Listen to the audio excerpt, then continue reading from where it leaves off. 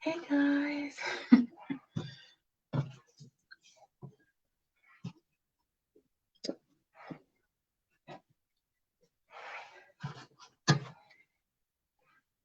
Hey family, how y'all doing out there? And welcome back to another Lunch and Learn with Winnie O. How you doing? Um, I hope you guys are well and that your week has been good since our last hangout, which was last week. Yes, we'll be doing these every week, noon to 1, okay? It'll be a Lunch and Learn Sundays, noon to 1, with myself and Basir, and maybe Rob might join us one of these days. We'll see. So Basir and I are both with YPOC, which is the Greater Harrisburg Young Professionals of Color. And, we saw a need in the community in terms of the way the Harrisburg Comprehensive Plan is not only presented, but also the community participation and involvement that we were seeing, or rather not seeing. And we wanted to make sure that we do our part and, help fill that void, because it's one thing to express your concerns and, let's say, complain, but it's just as important, if you're going to complain, yes, do it, but also offer a solution. And that's what we're doing, because at the end of the day, we want to make sure that everybody in the community has access to this information in an understandable way, because we understand that the document, it's dense to begin with. There's no question about that. It's dense, and we will do our best to make sure that, we disseminate that information, we explain it in a manner that's accessible to, even non-technical folks, which is why we're here. So Basir Vincent and I will be your tour guides today through Chapter 2 of the Harrisburg Comprehensive Plan, and that will cover land use and community facilities. And with that, it will include the typologies and the community facilities, and that covers stuff like land use, zoning, emergency facilities, educational facilities, parks and recreation. We'll cover key issues that are important to the document, as well as goals and objectives for each section. And with that, if you log in, you can see that. There's a couple versions of the document out there, so make sure you're using the correct version, which is the July 2020 revision, which looks something like this, whatever that says, right? Yeah, make sure you're seeing that cover image. If that's not the version you're using, sorry, but you're reviewing the wrong document. Make sure you're reviewing the correct document, because that's what we're going to use to submit public comments, right? So that's really going to be our big ask. We want, what we want to take away from this is we want better community engagement. We want equitable community engagement and representation. We want equitable community engagement and representation. Okay, that means all of you, not just people in certain sectors of the community. We want everybody in the community to be able to understand the document and share your comments, give responses back. So, and that will be 45-day comment response period once it's in City Council's hand. So yeah, with that, we ask that you continue to join us and give us your feedback and give your feedback back to the city. So yeah.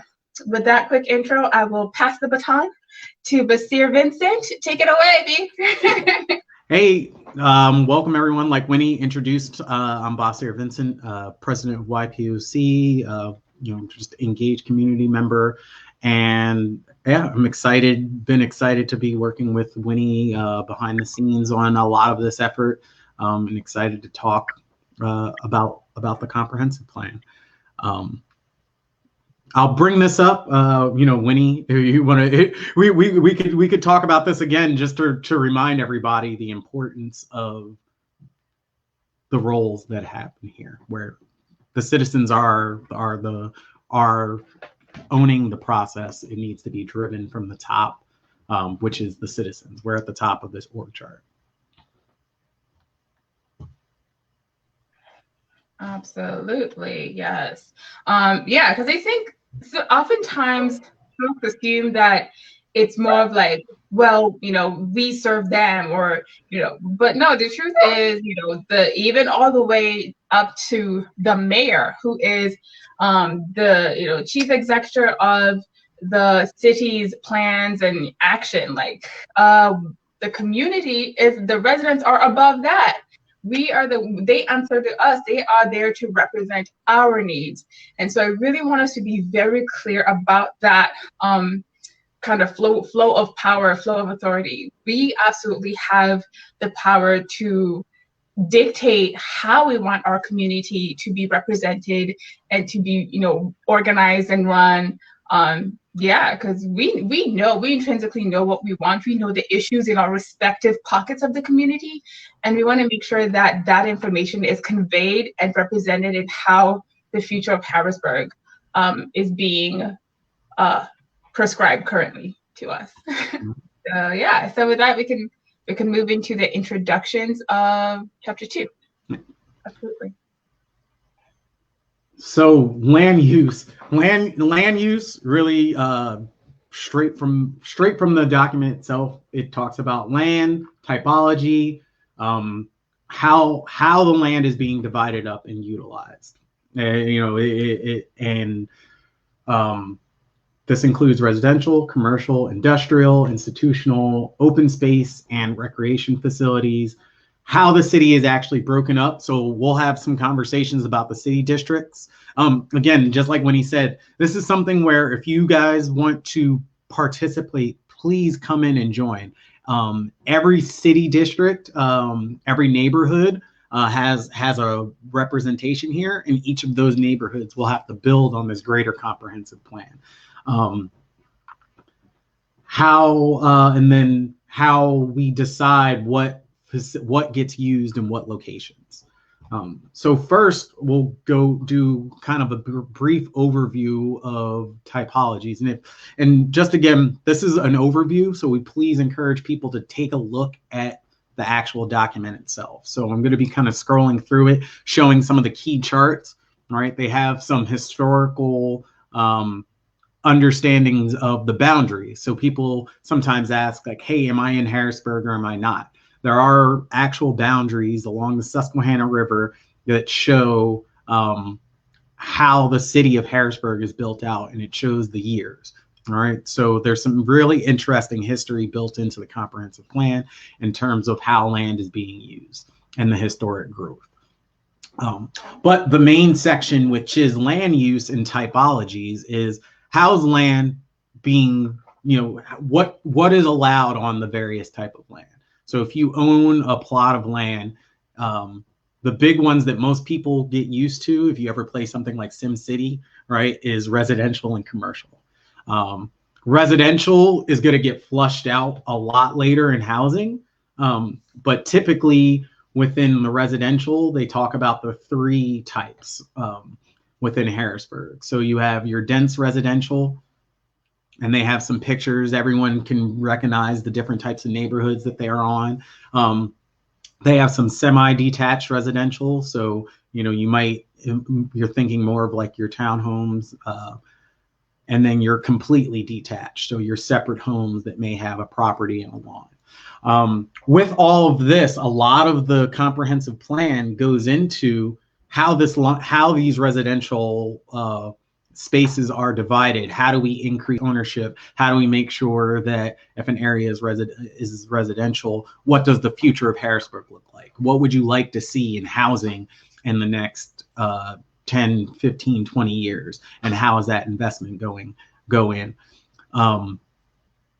That's, again, further flushed out in the housing section, but those are the 3 kind of types of housing that you really want to think about. You can also go into understanding, hey, do we want to get high rental areas or rental ownership? A lot of that is built out into the housing section as well.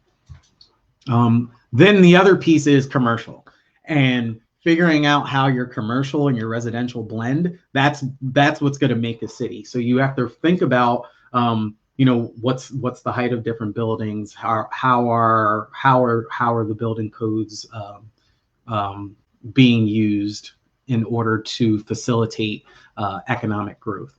So when you think about commercial areas, you have the downtown typical office. A lot of us might see a lot of mixed use community commercial. So you might have some residents residential areas above, and you might have a storefront outside. So you can think about different parts. They actually, in the document, they talk about North 3rd Street, they talk about North 6th Street, they talk about Market, Dairy, 13th and 7th Streets. How would you like space being used? And this, again, this is something where, as we go further into it, when we start talking about the areas, how do you want to see your city, right? What types of businesses, what types of development do you want to see? Along the riverfront, that has its own little category because there's several different types of uses, and it's a very unique kind of mix along Harrisburg's riverfront, and it's a resource. So what would we like to see that? And some of the other places are auto-oriented retail. So you might see lots, you might see land being used for various types of parking structures, or big box, big malls, strip malls, department stores, car dealerships. How would you like that space to be enhanced or used as we go for a city? And then you want to go, so that's commercial and mixed use. That's what most people think about when you're thinking about land use. Then you have items such as industrial. And again, the city of Harrisburg has had waves of industrial booms, and then there's a lot of spaces that are empty. What would we like to see there? That there's a lot in this document that questions the future, and that's something that we need to think of. Is we have to have some long-term thinking about how we want to zone these out, because moving projects this size, right, when you start spending money to look at land use, these are big projects, and they need to have some type of cohesion across the city, so that you can have a strategic plan about how that's laid out. Then you have your other, so you have warehouses, manufacturing, automotive garages. A big future example that they lay out some ideas in. I think the process that was done in 2017 actually has a little bit more meat on what can we do, like creating a makerspace, right? That would be a potential use of a new type of land. When you get into the institutional, then you have your governmental. So you have the state capitol. This is Harrisburg. A lot of people are familiar with this land and how this land is used. You have the courthouse, right? That project. So you can take a look to see what types of concerns or considerations are put forth before moving on with those types of government use facilities. You have medical, so your hospitals, you have your Pinnacle, you have your Hamilton Health, and then you have your educational. Now, educational, we'll dive into that when we talk a little further down about community facilities, which is the second part of the land use document. And then your open spaces and recreation. So regional and recreation hubs, neighborhood parks, conservation areas. So again, another map. So that's kind of that first big section. So I'm going to pause there for a second so that I'm not just like rambling, and see, Winnie, what do you have to say about just the general categories of typologies? You know, there's something that you thought about, and then what do you think is important? Absolutely. Thank you so much. You read my mind. Yeah, so going through this exercise, right? So I would like to kind of back up for a second. For those of you who may not necessarily be aware of what typology means, again, that's just like a fancy word for saying, hey, this is a grouping of things that are used in a similar fashion. So it's pretty much, hey, these things kind of, tend to do the same thing or are characterized in the same way, whether it's, as we talked about, residential, spaces, commercial use spaces, academic, use spaces. So it's important to understand how even as we plan for the future, right, that will affect how things are zoned, right, zoning allocations.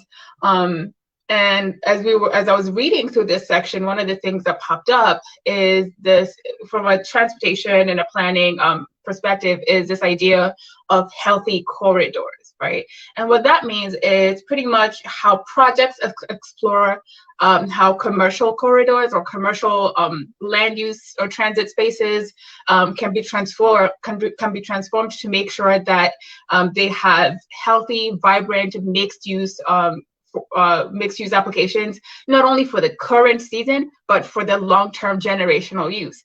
And that's just pretty much high level saying we want to make sure that as we are connecting these spaces between residential, commercial, educational, government use, we want to make sure that people are able to navigate, to move around these spaces seamlessly without a lot of hindrance to how they use them, right? So let's say if you don't have a vehicle, are you able to access from where you live to where you want to get to these public spaces, public parks? If you cannot walk, right? If you cannot walk, do you have access to them via your assistive devices? Do you even have access to assistive devices? And right, so, and let's be honest, right? Historically, we cannot talk about development, whether it's residential, commercial, especially in urban centers. We cannot talk about development without specifically calling out the need to address race and ethnicity. Like, I think that's one of the things, especially when it comes to urban planning, folks forget to tactically include that. Oftentimes people assume, oh, it's implied, it's implicit, like it will just happen. No. Like, these things, especially for equitable involvement and equitable development, they don't happen by accident, because if you look historically, it was very systematic. It was a very systematic approach to make sure that these areas were, not in the same level of support financially, socially, at every level. Like, the historical context is that, especially for urban centers, especially with more Black and brown people, it was systematic. It was a systematic approach to make them unequitable. So as we're trying to bridge this gap to make equity and equitable development a thing, we have to specifically call out the need to address the social context, because the data currently exists for the logical data. Like, we collect the quantitative. It's easy to get quantitative data. What we're now looking to be more inclusive of is the contextual data, being able to understand the historical context of a space and how it's used and how it's representative.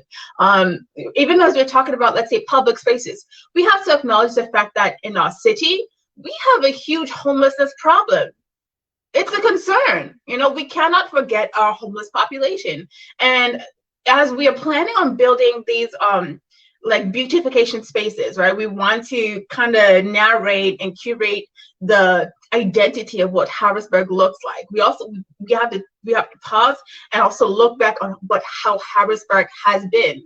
And let's be honest, there's actually a very rich Black American, African American historical story to be told here that has gone, untold or kind of swept under the rug for a long time. And it's important to highlight those. We highlight everybody else's story. Why don't we include ours as well? Why don't we include the immense work that was done, back in the day, and it's being done even today? So again, back to our homeless population, right? As I hinted earlier, it's important to also keep them in mind, because they're humans too. They're residents just as we are. And as we build these public spaces, as we build these civic spaces, we want to make sure that it not only looks good, but it's also welcoming, right? We want to be inclusive of all people who live in the community, right? From the way we structurally build these spaces, right? Making sure that they have places, if they're tired, they have places to comfortably lay their head. If it's proper signing, we want to include that in the spaces where, we find them, congregating a lot. If it's access to information, we want to make sure that that's available in these spaces that we're building out. Also, we have to call out with the heightened season where Black and brown bodies are in danger of police brutality, right? This changes the way folks navigate a built environment. It changes, like, what good is it to build a jogging trail when your Black and brown folks cannot use it? What good is it to build these healthy facilities when folks in certain residential areas don't have access to them? Right? These are things that oftentimes they're not discussed in the technical aspect of planning.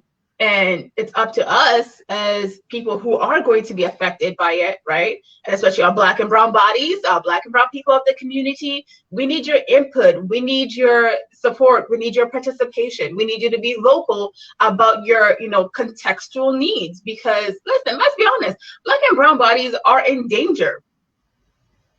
And we as technical professionals need to be cognizant of that. We have to be very intentional of how we design and plan for and build and maintain, right? Because there's also issues with maintenance, that hasn't occurred for a long time. So yeah, all these things, come together to create, to create an environment that can be healthier, that can, bring the community to a level of, better wholeness especially in terms of health, right? Because all these things, as most people may not really recognize, it ends up affecting the health of the community, right? If you cannot walk, adequately, if you cannot jog, if you cannot find means to access these spaces that are supposed to help you stay healthy, if we don't have, let's say groceries, if we don't have access to community gardens, if we don't have access, to healthy food spaces, of course it's going to be representative in the general health of the community. And, we want to make sure that we are addressing all these things, not just the technical, statistical, component, the equations, that go into planning and, design. We want to make sure that we're also we're taking a holistic look and the way we plan for not only the near future, but for the longer generational future of our city, if that makes sense. Oh, absolutely. It definitely makes sense. And I think you hit on a couple of reasons why this document is so important, why we need to have this discussion, because if people look through the goals, right, it says they have objectives like establish overall urban design for downtown, right? Mm-hmm. But what does that mean? Are they taking these things into consideration, or do we know what that means so that we can work on that? Yes. Yeah. I'll pause on that for a second, right? We have to also acknowledge the fact that one of the things that this plan has been called is what? The gentrification plan. Mm-hmm. Let's be honest, right? And we have to call that out. We cannot address it if we don't call it out, right? And it's important for the city to understand and be cognizant of why people are saying that, right? Because as I mentioned before, anytime we talk about development, whether it's in residential or commercial, it absolutely almost always adversely affects populations that are poor, that are melanated usually, because they don't have representation input into the documents, into the planning process. And so whenever we talk about, development, we see an associated increase in, prices of everything, right? So oftentimes people end up getting priced out, even out of their homes. And so that, and so it then builds into this cyclical issue. And so as planners, as the city, we have to be cognizant of the fact that these are very valid concerns of the community. They're very valid, and we need to have very candid conversations about them. Sorry, go ahead. No. Keep getting that. That's the part, right? People get sucked into. You need both. You need the details and you need the consideration, and that's what I'm hoping. That's what we started working on this project, to have these types of conversations so that we can have both. We can say, hey, let's get down to these specific objectives and action items, but then let's make sure these objectives and action items are taking certain people's, especially those who may not have, may not regularly speak up as much, or understand how the process works to be heard. Absolutely. Because land use will get driven by who, right? And that's the biggest concern with this plan, is that if the citizens aren't asking for specific things, developers will look at the city and say, oh, do you know what would go good in Harrisburg? This. And then they'll push the people who have the power, right? The city council, the mayor, in order to include things that favor developers versus favoring what the citizens may want. And this is an important aspect. This is what we want to make sure does not happen. This is what we have to engage and understand. I know that, we need people who understand different elements of this to help, because we I don't know, Winnie, I know you gave your background. I'm a mechanical engineer. We're not even the ones that are fully qualified to do this. So what should we be asking for? What is the conversion? How do we do more of this? How do we say, hey, what does that mean, right? If you're going to revitalize Market Square, what does that mean for my community? If you're going to revitalize my area, or why isn't my area on here? Why do you have something for the River District and the Hill District? Or how do we make sure that our area is developed? Absolutely.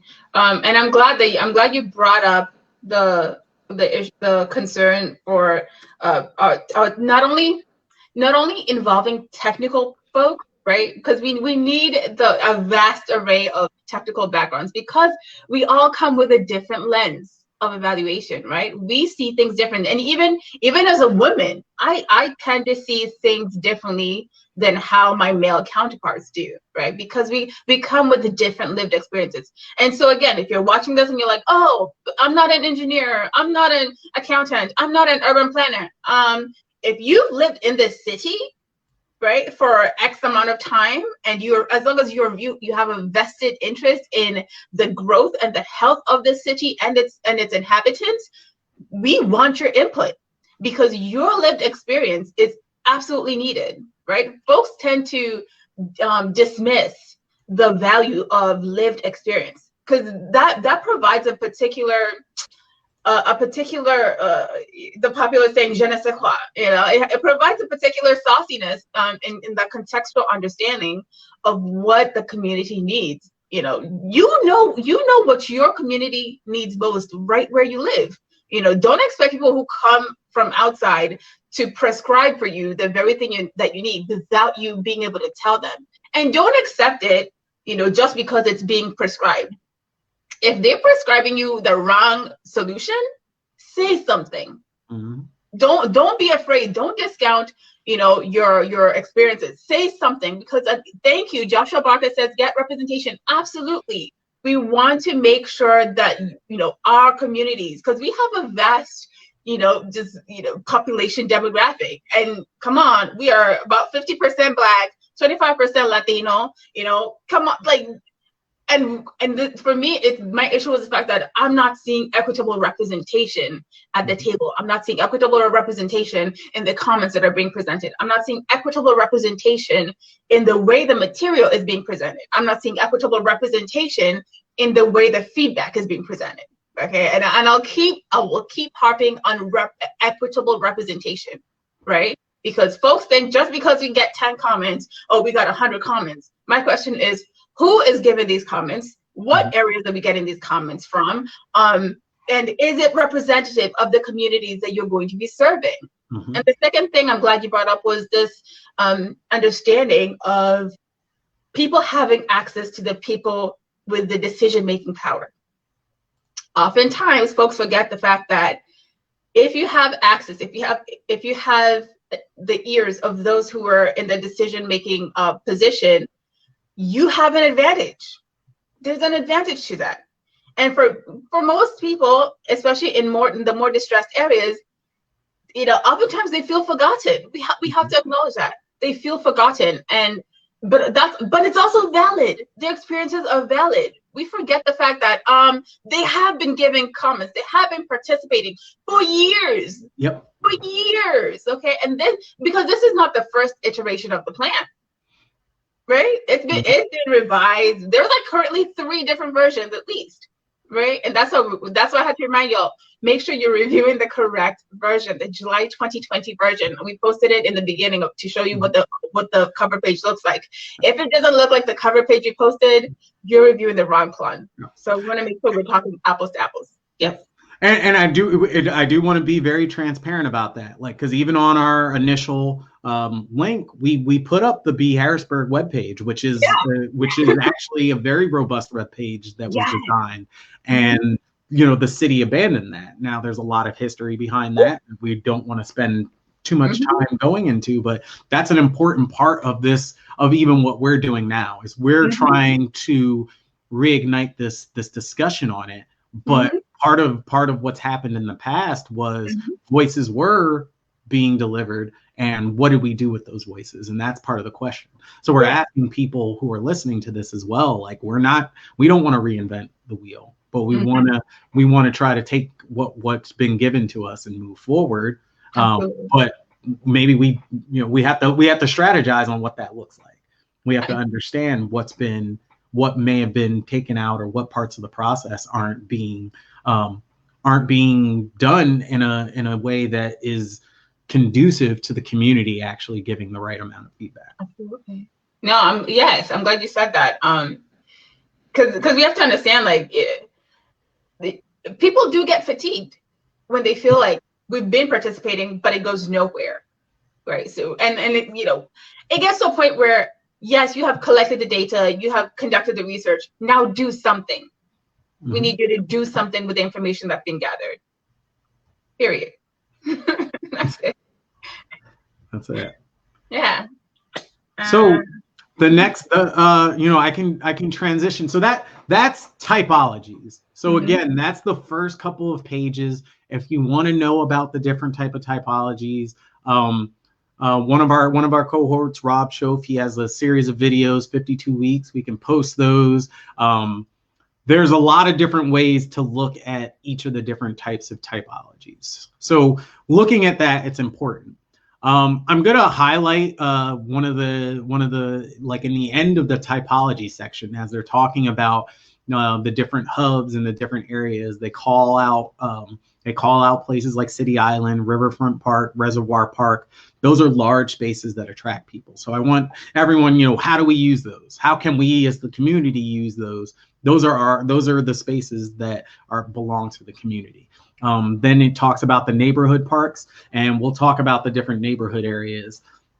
But one of the things they talk about, the Karst limestone formation that creates sinkholes in South Harrisburg area especially, that have resulted in the recent abandonment of homes, streets, and open land. And then also the presence of the incinerator in Southern Harrisburg that introduces environmental justice in terms of future land use. I'm shocked that this section is only 2 items, because I'm sure there's more areas of concern. So what are the other examples, right? What are the other examples of that future land use concern that needs to be taken into account? Have the people expressed all of those, and what are the potential risks? So looking at that in general, the rest of the next part of the document goes into the districts and the spatial structure. So there's a map here. This has definitely helped me out as someone who is not native to Harrisburg. But if you want to know how they consider the various communities, and this is important because this plan is supposed to be a start in an overview. What really is the power is you and your community being able to drill down and flush out a much more detailed and even more actionable plan based off of where you live. So the areas that they have is downtown, which everybody knows about, right? The downtown area. Then uptown, midtown, which people, I've heard things about midtown, and that seems to be, downtown and midtown a lot of times, the complaint that I hear is that's where a lot of the resources go to Harrisburg. Then you have South Harrisburg. Then you have the Allison Hill area, East Harrisburg, and then the Paxton Street corridor, which is more land, not necessarily populated. So these are the different districts and spatial structures that exist. So within that, there's obviously more subgroups, more sub areas, but the document goes through each of those districts, and it has a more detailed map of the land use within each of those areas. So it talks about downtown, and it has, hey, what is the current land use? How is it currently zoned? And what does that mean? And what is their plans to if we're going to have a potential future central business district, where does that make sense to occur?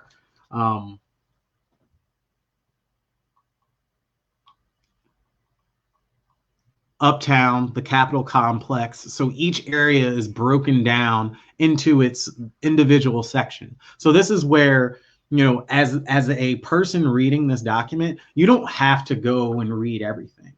Hyper focus. Go and, this is homework for anybody listening to this. Just go and read the section on your area, right? Look at your map in the place where you're at and identify how it's laid out. Identify how the description, read the description, right? And they talk about what the old economic activity was. What can the new economic activity in an area be? And who's being asked those questions, right? The downtown, it says what the city should strengthen itself to do. And it talks about it.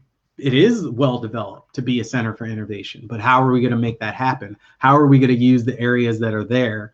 And what does that look like from a zoning standpoint?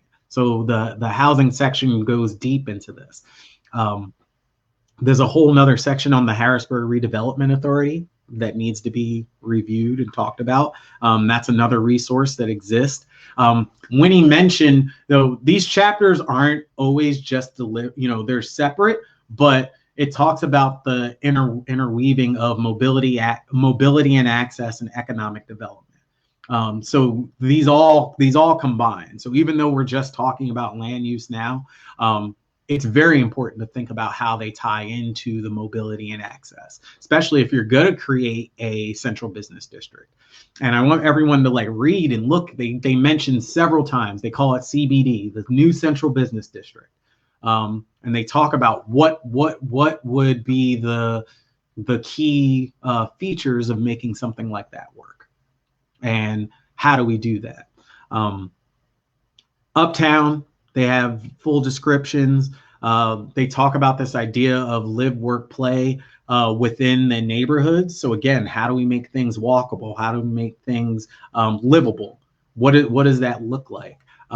Talks about the different areas. So they talk about along McClay Street, along Camp Curtin. What are the different development areas that are there? I know there's a lot of talk about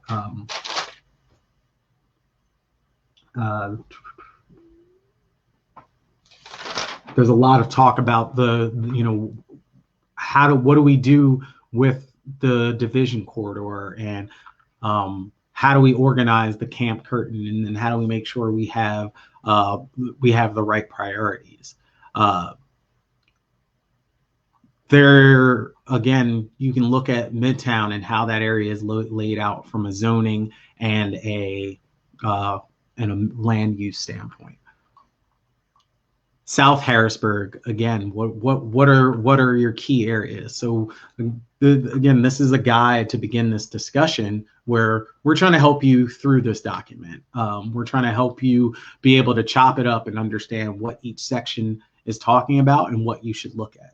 So look at your map, see if you can identify your area, see whether you're surrounded in just a pure residential area, commercial, a mixed use, or is there some potential industry?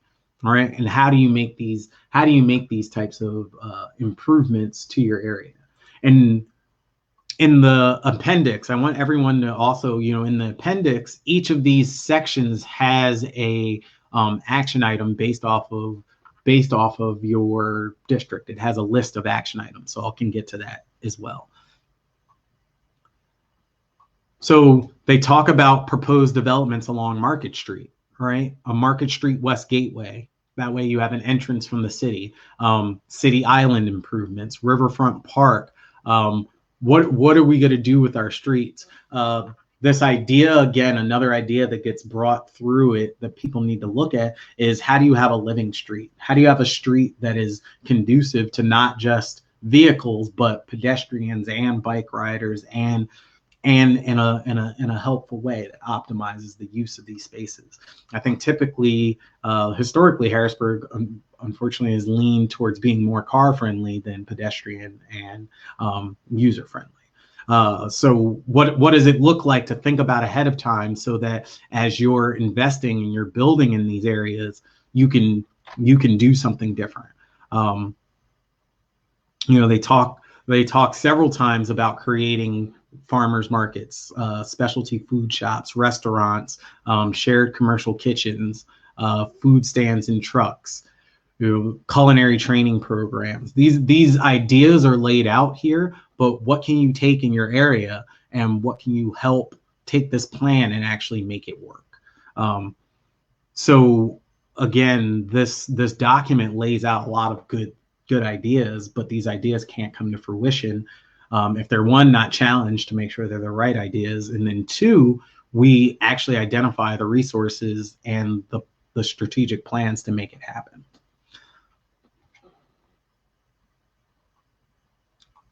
I absolutely second all of that. So all of it. So within each section, another thing to do, you can look through and talk about what does this actually mean, and they have goals and objectives. We have a goals and objectives kind of draw out, but for land use, making sure, like, again, the reason why this is important is because this document, the Harrisburg Comprehensive Plan, will dictate how the city spends money. All right. I want everyone to think about the goal number one: prepare Harrisburg for a period of substantial reinvestment. All right.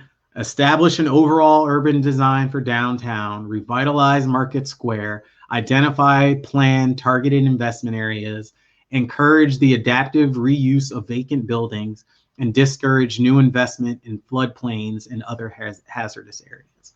So these are the goals and objectives that'll lead there. So what does that mean? Is there a plan? Joshua Barker put in there over 30% poverty in the Harrisburg area, right? So if you're preparing Harrisburg for essential investment, but you're not looking at that investment coming from within, you're looking at some type of gentrification plan, which when he referred to earlier, a lot of times people see this type of plan and they'll label it a gentrification plan because we're not taking into consideration, hey, this is the percentage of people that are in poverty. What is the plan for doing that? How does the land use fit that? We'll talk later with housing and how that fits into the bigger picture of providing people with the necessary tools to kind of uplift themselves. But again, going through, they talk about east-west connections through the city. How do you improve them?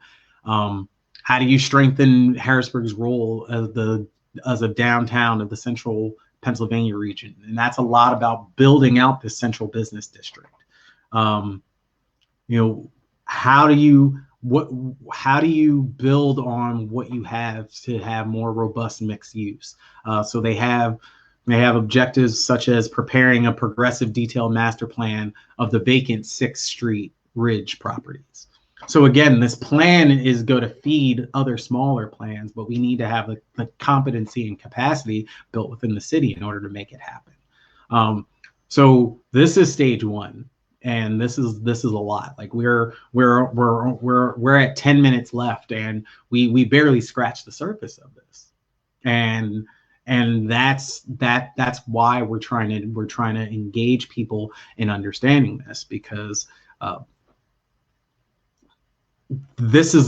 understand this document will lead to how the city spends a lot of money. This document will lead to who gets contracts in what way, and it'll make sure that these ideas aren't just executed in silos, so that you have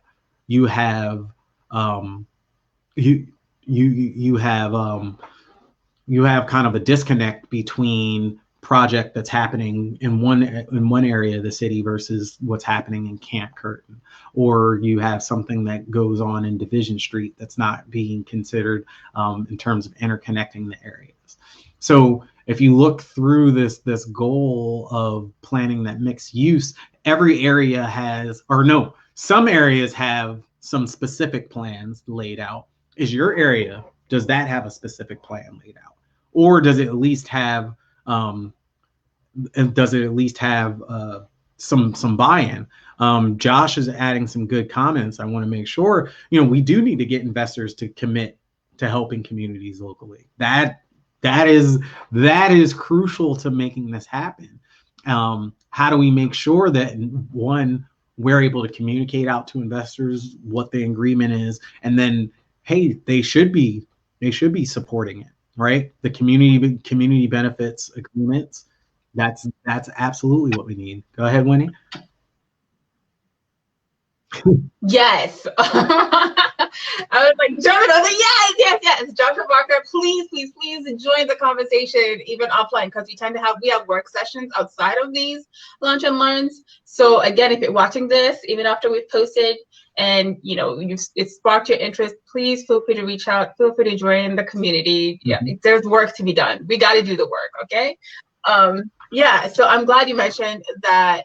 Yes, there needs to be community benefit agreements and these financial or business incentives that are going to be coming in. They need to make sure. Okay, let me clarify. The city needs to make sure that they're incentivizing using local business folk, using local talent, right? Because oftentimes we see that talent is either brought in or it's not even involved. If we want to build a robust community, a thriving community, a stable community, we need to make sure that we are incentivizing the use and utility of Harrisburg businesses. And if anything, these plans offer a great opportunity for new businesses, for small business representation, right? Because especially even during this COVID pandemic, we have seen a lot of folks kind of like move and pivot into that space of entrepreneurship, right? And so we want to make sure that moving forward, that business potential is going to be captured locally, so that we are reinvesting in the city. We're not just sending dollars out there. We are reinvesting into our city. Absolutely. Right. So I'm going to, because I realize that I'm starting to even get short on time, but the next section is, what are these community facilities and how are they being, how are we doing this? So city government center, and if anyone's ever been to the city government center, tell us, is it enough? And they talk about some of the things that the old HVAC system, they talk about needing to upgrade it. So what does that look like? Emergency services, police and fire. There's a very interesting section here, and it's very quickly, I want to point people to this section because I think they jump over it, right? What does it mean for the police, right? Outside of primary downtown, what do the headquarters look like? So there's some ideas about consolidating and combining police and fire headquarters, expansion of a police station, evidence room, laboratory facilities, record equipment stages. But this piece over here, crime prevention through environmental design. What does that look like for your area? Is there enough detail here? Is there enough information? They talk about lighting so that people can be recognized from 25 feet away, using specific types of lights, making sure that shrubs and prunes are only a certain feet high to increase visibility. Any fences or walls that limit property access to a single high visible location, maximizing natural surveillance in businesses by keeping windows clear of signs. So they have some ideas in here, but what does that look like in execution? We need to have that. We need to have that conversation. They talk about the different fire departments. You know, do you feel like your community is adequately safe and protected? Again, land use. There are separate chapters for park and open civic space, but they do mention park and recreation. They have all of our lakes, our city islands, the different areas. They have the educational facilities. Again, this isn't overriding anything that the school district is planning, but the school district should be reviewing this plan, which I believe is the next step. So they might be in that process somewhere where, as they're reviewing the actual comprehensive plan, yes, this is definitely where representation is key. That understanding where the different facilities are and what's out there. So it has a section talking about primary and secondary education. It really wants to talk about how do we build and how do we make sure that these neighborhood schools are built, so walkable neighborhood schools, to create that vibrant environment. That's crucial to making an effective city. What do we want the city to look like? How are we using the land where these schools are? It has a breakdown of each of the public schools and where they're at. It talks about higher education, so it has a section on HAC, Harrisburg University, Dixon Center, and libraries. So this city in itself has some really good some good resources. Does everybody know what they are, where they are, and what's the plan for moving them? So they talk about libraries, right? What do we need to do? What does the library of the future look like, right? What should we be doing with these spaces? How do we optimize the use of these spaces going into 2020 and further on, right? What does this look like, especially, you know, in a post-COVID world? Do we need to consider these spaces a little bit differently? Hospitals, the same thing. We have our health system, so we know about Pinnacle, we know about Hamilton Health Center. What are these laid out? The clinics, how are they laid out? What are the key services? So, do all the residents have access to high quality healthcare services? That's the bottom line. Do you have access to high quality healthcare services? And what does that look like? This is laid out. Again, you know, if you don't, make sure that that's challenged so that we could put together a plan. You know, again, a lot of this is more for this plan is more so from an understanding standpoint, right? So the comprehensive plan is not going to necessarily drive it, but it will inform the expansion that can occur. Food facilities. This is a big one. Right, Harrisburg, unfortunately, is I believe considered a food desert in many areas. How do we fix that disparity? How do we fix that disparity? Should be a library here detailing. Yeah. Yes. The history of Harrisburg is rich. I want to go on that. Joshua Parker added, right. We should have a library about the history of Harrisburg. People should know about this city. This city is rich in history, and not just. I want to see our history, right? I know I've been meeting with several people now within this community who have told me things about the history. What that I've been blown away. So we definitely need that. I really hate, maybe we can bring this back, because there's a whole nother, there's urban agriculture, land use, markets. How do we make sure we get fresh food? We have some greenhouse initiatives that are going up. So that's kind of that last section of land use, is how do we use the land?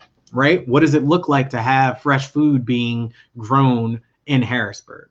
What does it look like to have that fresh food being available at a market in Harrisburg? What does it look like to build the city with those things in there so you don't have a food desert, so that you can provide your community with cost-effective and healthy food? This is a big one. This is another section that it's in there, but we need to look at the goals and objectives, and we need to make sure that we attach ourselves to these to make it occur. So again, we sorry about the rushing through it in the time, but that's the land use, and it's a lot, but we need to definitely make sure that we're looking at all of the resources, understanding the history, and how can we build on this.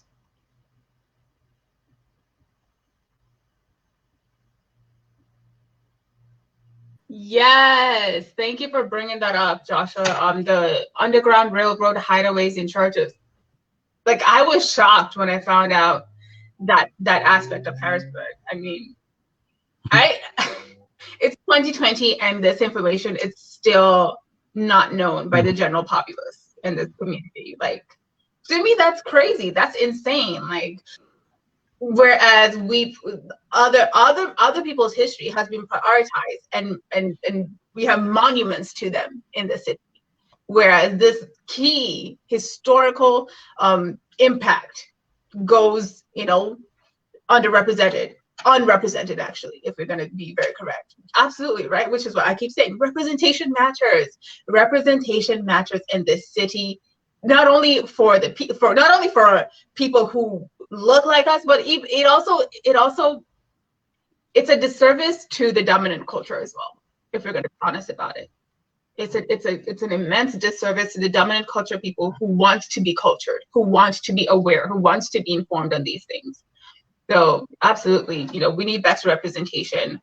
Yeah. So we have literally flown through this document, and like this is literally just the surface.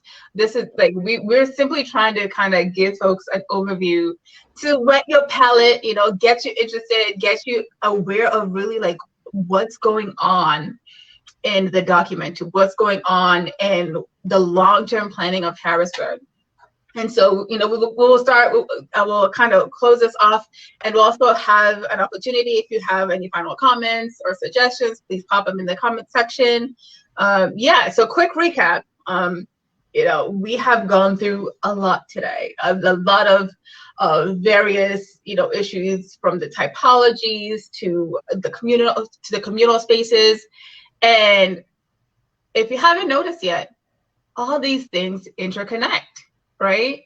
Like these aspects of planning, these aspects of spatial organization, they all interconnect, right? Your residential, how you use your residential, affects how you plan for your commercial spaces, how you plan for your industrial spaces, how you plan for the transportation or transport access, transport corridors. How do you get from one place to the other? How it affects your health. Well, we're talking about health. It affects the kind of health services we have and the health services that are needed by the community. Health services goes hand in hand with the food issue, right? If people don't have access to healthy food options, of course they're going to have poorer health, and we're seeing that in the community. And so, also when it comes to health and health facilities, we also because also it's a business, right? So we also have to understand who and what is being prioritized. Who and what is being prioritized on? Josh says the lack of knowledge is one of the problems, as the youth don't know their history in Harrisburg and the struggle of our people here. Absolutely. It is so important for a people to know their history. If you don't know and acknowledge where you're coming from, it is so difficult to have a clear path forward. History matters. Because let's be honest, like, white history, also known as just general history, like for me, like once I started reading into like history, not only of like the spaces that I exist in, but also like, because I'm African, my African history, it really gives folks a different perspective. It gives you a very different view on life when you understand the shoulders of which you stand upon. when you understand the people that came before you to pave the path for you to be who you are today, for you to be where you are today, that's heavy. And in a good way, it gives you a bigger sense of purpose. It gives you a bigger sense of, I cannot waste this opportunity. The life we're given in every today, we cannot waste that, especially knowing the path that was forged for us to get here, for us to be here, for us to have access and opportunities that we have today. You know, even though it may be inequitable, it may be unfair, it's still a heavy path that was forged for us to have these opportunities. So, right, which kind of also ties into my issue with policing, right? Basir touched upon that, and how policing affects how, you know, different communities are zoned, or, you know, because at the end of the day, what people really want is safety and security. And it's also, it brings up the need to have this discussion of, well, how exactly then do we plan on having this relationship with the aspect of policing, and how do we build into that, or how does that kind of funding, right? Because that also brings up the topic of funding. How do we better use those funds if we're going to be reallocating funds, or if we're going to be doing some structural, a systemic restructuring? How are we going to address those things? Right, again, zoning, we talked about zoning and how it affects small businesses, or folks who currently have residential-based office spaces for their small businesses, right? It affects permitting costs and access to be able to go legit, right? And also, as mentioned, there will be significant financial reinvestments in this area, and we want to make sure that folks, we are not leaving money on the table. If the federal government is going to be giving money for Harrisburg to be, you know, revitalized, we want to make sure that we are taking all the funds available and that we're distributing them in an equitable manner. That word again, that's your word for the day, equity, because folks think it's about equality. No. We want better equity, better representation. And that means taking into account the contextual lived experiences of a people. We cannot take that out of the discussion. We must keep in mind the contextual lived experiences of a people, especially in the city. Absolutely. So what are we asking for you? If you are just starting off with this document, if it feels a lot, you know, just go through the index and pick out a section that really calls out to you. Okay. You can go and, you know, just focus on that, and, you know, just sit with that and kind of like see how you view it, and what things do you see that are concerning. You know, what areas do you like, what areas would you like improved, or maybe even wording, because words matter and context matters. So if there's something in there that you would like to see modified, you know, feel free to bring that up. And again, when it comes to finance, the financial reinvestment, which the census just ended yesterday, recently, within the last day or two, I posted about it. Financial reinvestment is associated with the population that exists in a space. So this goes hand in hand with the census. If you did not complete the census, bam, it's going to be another 10 years, okay? And that directly affects the kind of funding that a community gets. So one of the easiest way to participate is do your census, join the census, be counted, so that our communities get the representation and the financial support that it needs. And yeah, so as you're going through the document, literally one of like the quick hacks is Control F to find keywords. If you're looking to search or, you know, discuss specific keywords, whether it's policing, whether it's zoning, whether it's transport, or, you know, public spaces, education, Control F, that will find all the areas where that particular word is used, and you can then kind of focus on those sections. And if you need clarification on any of those sections, just ask. You know, we may not necessarily if we don't know it, we'll find somebody who knows it, right? We don't know everything. We don't have all the answers, but we'll help you get it. Absolutely. And for our professionals, our big ask is you join us in this cause. We need your professional expertise. We need your comments. We need your participation, because you bring a very particular expertise in this effort. And so, as we hinted, this will be an ongoing conversation. This will not end simply because it gets passed or not. This will be an ongoing conversation even after it's approved, because the municipalities, they also have to create their own plans in alignment with the overall Harrisburg Comprehensive Plan. So yeah, so be sure to stay tuned on our future lunch and learn lessons. Yeah. So yeah, Basir, if you have any other closing remarks, let us know. Winnie, you kind of hit a lot of the key ones. We're just scratching the surface. Join us next time. We'll start. We were just experimenting with some software, so we want to have more people on. We want to have more robust discussions for next week, especially going into the housing chapter. We might even have to go back to land use a little bit because we had to rush in the end. So definitely join us for further discussion. I believe next Tuesday may be the first day that City Council is going to bring this to at least start the 45-day period. So the time's going to, if not this week, then next. So one of the next 2 weeks, they brought it up. They started mentioning it, but they didn't bring it up full to introduce the comp plan. So pay attention to that on Tuesdays when City Council has their meeting. I will reiterate something that Basir brought up that may have gone over your heads. Once the plan gets into City Council and it clicks that ticker for 45 days, the community overall has literally 45 days. If you haven't been reading this plan, you have 45 days to read, understand the plan, and be able to give comments. So actually one of the things that we'll be facilitating here through the Harrisburg Comprehensive Plan Community Working Group, join us on our Facebook, we will be facilitating, that effort and, kind of being able to help people understand and formulate your responses to the public comment email, right? If you do not have access to email, we can help you get your comments in just as well. Reach out to us. Yeah, because that 45 days goes so fast, and we want to make sure that we have really, really equitable representation. Also, please make sure you join in the City Council calls. We will also be posting those on our Facebook page for the Harrisburg Comprehensive Plan Community Working Group. Be sure to stay tuned and stay updated. So click the like, follow, and share the content. If you know somebody in the city who cares about the city and wants literally just a better Harrisburg, share this information. Let them know what's up. Tell them to join, because we want to hear from you. Even if we disagree with you, we still want to hear from you. Okay? Yay.